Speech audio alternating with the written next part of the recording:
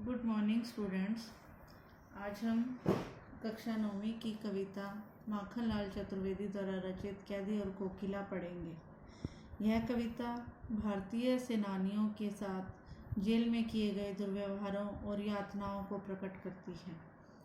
कवि जो है वो जेल में अकेला है और उदास है और कोयल से अपने मन का दुख, असंतोष और ब्रिटेनी शासन के प्रति अपने गुस्से को व्यक्त करते हुए वह कहता है कि यह समय मधुर गीत गाने का नहीं बल्कि मुक्ति का गीत सुनाने का है। कवि को लगता है कि कोयल भी पूरे देश को एक जेल के रूप में देखने लगी है, इसलिए आधी रात में चीख रही है। कवि कहते हैं, कोयल को संबोधित करते हुए कहते हैं कि क्या गाती हो, क्यों रह जाती हो, कोकिल बोलो तो। हे कोयल, बताओ तो सही, तुम क्या कहना चाहती हो, क्या गा रही हो। और फिर ऐसा लगता है कि जैसे कुछ कहते कहते तुम चुप हो जाती हो। क्या लाती हो, संदेशा किसका है, कोयल बोलो तो। हे कोयल, तुम किसका संदेशा लेकर आई हो। हे कोयल, बताओ तो सही। ऊंची काली दीवारों के घेरे में, डाकू चोरों बटमारों के डेरे में। कहते ये जो जेल की दीवारें ऊंची काली दीवारें हैं, इसके घेरे में, इसके चारों ओर और डाकू चोर और बटमार, यहाँ अंदर कौन रहते हैं, डाकू चोर और जेब कतरे रहते हैं। और वो जीने को देते नहीं पेट भर खाना। कहते कि हमें इतना खाना भी नहीं देते कि हम जी पाएं, मरने भी नहीं देते, तड़प रह जाना, और हमें मरने भी नहीं देते और तड़पाते ही रहते हैं। जीवन पर अब दिन रात कड़ा पहरा। क्या हमारा जीवन ऐसा हो गया है कि जिस हर वक्त 24 घंटे किसी ना किसी की नज़र है, शासन है या तम का प्रभाव गहरा है। कहते हैं कि ये कोई शासन है कि जो हमारे ऊपर राज कर रहा है, वो शासन ऐसा होता है, या फिर तम होता है अंधेरा, कि अंधेरा है, अंधेरे का प्रभाव है ये। मतलब कि उनको कोई ज्ञान का प्रकाश नहीं है। और हिमकर निराश कर चला रात भी काली। ऐसा लग रहा है चांद भी जो है वो निराश होकर चला जा रहा है और रात जो है अंधेरी हो रही है। इस समय हे कालिमा मई कोकिल के लिए आया है, कोयल के लिए आया है। हे कालिमा मई, इस समय कैसे जग रही हो अभी तक, जब क्योंकि बहुत ज़्यादा रात हो गई है, इसलिए कह रहा है कवि। क्यों हुक पड़ी वेदना बोझ वाली सी, कोकिल बोलो तो। कहते ऐसा लग रहा है कि जैसे तुम्हारी आवाज़ से एक बोझ सी वेदना, दुख प्रकट हो रहा है तुम्हारी आवाज़ में। बताओ तो सही, क्या लूटा है कि मृदुल वैभव की रखवाली सी, कोकिल बोलो तो। ऐसा लग रहा है जैसे कि किसी धन वैभव होता है, धन दौलत की रखवाली के समान लग रही हो तुम। क्यों, हे कोयल, बताओ तो सही, तुम किस लिए चीख रही हो। क्या हुई बावली, क्या तुम पागल हो गई हो। अर्धरात्रि को चीखी, जो आधी रात को चीख रही हो, कोकिल बोलो तो। हे कोयल, बताओ तो सही। किस दावानल की ज्वालाएं हैं दिखी। क्या तुमने किसी दावानल होता है जंगल की आग, उसकी ज्वालाएं, बहुत बड़ी बड़ी लपटें देख ली हैं क्या। किसी जंगल की आग, किसी जंगल में लगी हुई आग को देख लिया है क्या। हे कोयल, बताओ तो सही, कोकिल बोलो तो सही। क्या देख नहीं सकती जंजीरों का गहना। कहते कि क्या ऐसा लग रहा है कि जो हमारे स्वतंत्रता सेनानियों पर जंजीरों के गहने लगे हुए हैं, जंजीर रूपी गहना लगा हुआ है, क्या तुम उसे नहीं देख सकती हो। क्या तुम जंजीर रूपी गहने को देख नहीं सकती हो। क्या हथकड़ियाँ, क्या ये ब्रिटिश राज का गहना। कहते हैं ये हमारे लिए हथकड़ियाँ नहीं है। हथकड़ियाँ क्यों, हथकड़ियाँ नहीं है, ये तो हमारे लिए ब्रिटिश राज्य द्वारा दिया गया हमारे लिए गहना है। हमने तो इसे गहना समझकर पहन रखा है। कोहलू का चरक चूम जीवन की तान। और जो ये हमारे से मेहनत करवाते हैं इतनी, कोहलू के बैल की तरह। कोहलू का बैल जो है वो एक लकड़ी के ऊपर जो है किसी व्यक्ति को ही लगा दिया जाता है। बैल होता है वैसे तो, लेकिन कोहलू का बैल कहा गया, लेकिन यहाँ पर बैल को नहीं, यहाँ पर मनुष्य को ही लगा दिया जाता है। और उसकी आवाज़ आती है तो तो उसको जीवन की तान कहा है। कहते कि जो जो चोलू कोलू के चरकचू की आवाज़ आती है ना थोड़ी थोड़ी, वो हमारे जीवन की तान है, हमारे जीवन का संगीत है। गिट्टी पर उंगलियों ने लिखे गान, और जो है यहाँ पर हमारी उंगलियों से इस पर गीत लिखे गए हैं।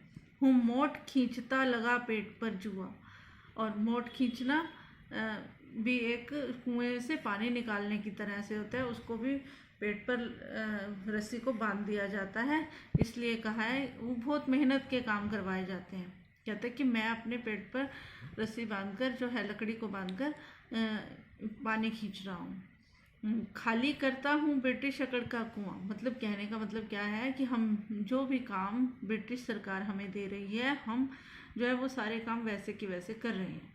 उससे क्या होता है कि इससे जो है ब्रिटिश राज्य की अकड़ मतलब घमंड जो है वो ख़त्म हो रहा है। वो तो ये सोचते हैं कि हम इन पर इतनी यातनाएं इतने दुख देंगे तो ये फिर हमारी हार स्वीकार कर लेंगे अपनी, तो लेकिन हम जो है उनके अकॉर्डिंग काम करके जो है उनकी अकड़ के कुएं को खाली कर रहे हैं। दिन में करुणा क्यों जगे रुलाने वाली, इसलिए रात में गजब ढा रही आली। अरे तुम ये सोचते हो कि दिन में जो है लोगों को क्यों पता चले, तो इसलिए है रुलाने वाली, इसलिए तुम रात को ही अपनी जो है आवाज़ जो है दूसरों तक पहुंचाने की कोशिश कर रही हो। इस शांत समय में अंधकार को बेद रो रही क्यों हूँ। कहते कि ये समय जो है बहुत शांत है, बहुत शांत वातावरण है रात के समय में, इसलिए तुम ऐसा लग रहा है जैसे कि तुम अंधकार को चीरकर अपनी आवाज़ से जो है वो दूसरों को जगाने की कोशिश कर रही हो। कोकिल बोलो तो, हे कोयल बताओ तो सही, चुपचाप मधुर विद्रोह बीज इस भांति बो रही क्यों हूँ। कि तुम ना चुपचाप लोगों के मन में विद्रोह का बीज, बगावत का बीज जो है इस भांति इस तरह से बोने का प्रयास कर रही हो। हे कोयल बताओ तो सही, इस भांति बोने का प्रयास क्यों कर रही हो। कवि कहते काली तू रजनी भी काली। कहता है कि कोयल का रंग भी काला, रजनी मतलब रात भी काली, शासन की करनी भी काली, और जो हमारा ब्रिटिश सरकार के शासन चल रहा है वो उसकी करनी भी काली है। काली लहरें जो हमारा जैसा सोच चल रही है वो भी काली है, कल्पना इमेजिनेशन भी काली है, मतलब कि बुरी सोच है। मेरी काल कोठरी, कहते हैं मेरी जहाँ मैं रह रहा हूँ वो भी काल कोठरी भी काली है, मेरी टोपी भी काली है, कमली भी काली है, कमली मतलब कंबल भी काला है, मेरी लोह श्रृंखला काली, और मेरी लोहे की हथकड़ियाँ भी काली हैं।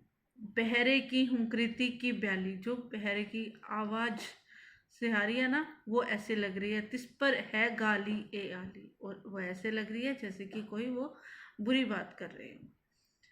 इस काले संकट पर मरने की मदमाती, कहते कि जो ये संकट रूपी सागर जो हमारा घूम रहा है, इस काला संकट बुरा संकट जो मरने की मदमाती जो है, हम मरने को भी तैयार हुए हैं।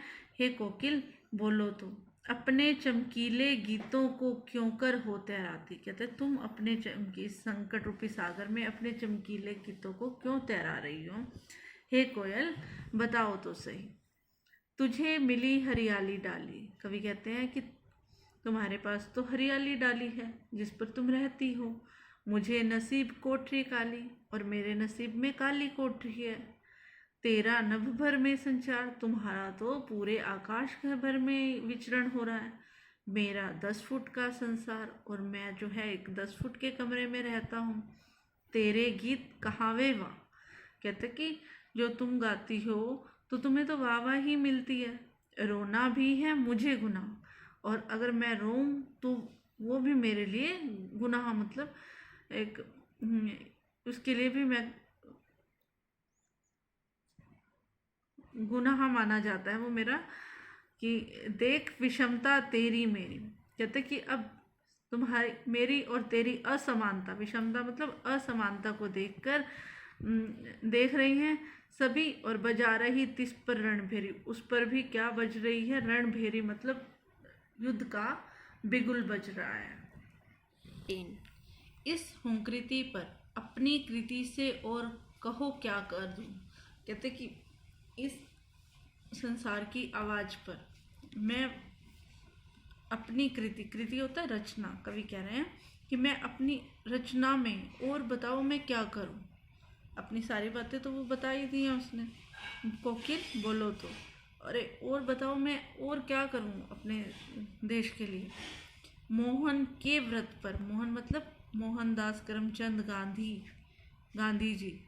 गांधी जी के व्रत पर, गांधी जी जो अहिंसा का व्रत या जो भी वो करते थे, प्राणों का आसव किस में भर दूं। कहते कि मैं लोगों के मन में किस तरह से जो है स्वाधीनता का संचार करूं, किस तरह से उनके मन में अपने देश के प्रति, अपने समाज के प्रति जो है किस तरह से उन्हें प्रेरित करूं। हे कोकिल बोलो तो सही, हे कोयल बताओ तो सही। धन्यवाद।